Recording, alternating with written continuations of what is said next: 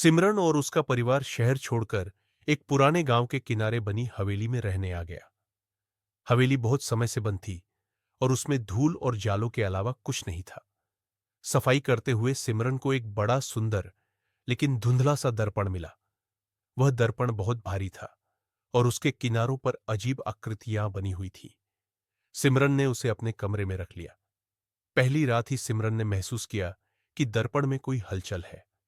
जब उसने ध्यान से देखा तो उसमें अपनी परछाई के पीछे किसी और का धुंधला सा चेहरा दिखा।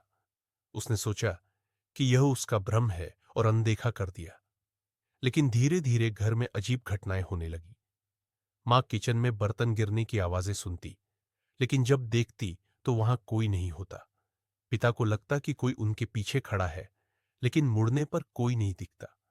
और सबसे डरावनी बात, सिमरन जब भी दर्पण में देखती, उसे उसमें खुद का चेहरा नहीं बल्कि एक सफेद आंखों वाली लड़की दिखती जो मुस्कुरा रही होती।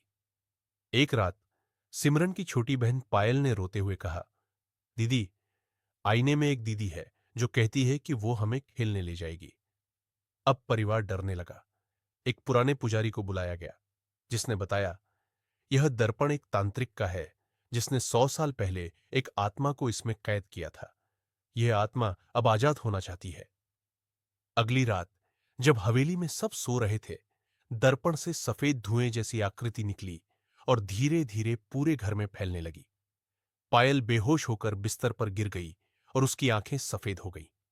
सिमरन ने हिम्मत करके दर्पण उठाया और उसे आंगन में ले जाकर जोर से तोड़ दिया। दर्पण टूटते ही एक दिल दहला देने वाली चीख हवेली में गूंज उठी। अगली सुबह सब सामान्य था, लेकिन हवेली की दीवारों पर किसी ने खून से लिखा था, मैं फिर लौटूंगी।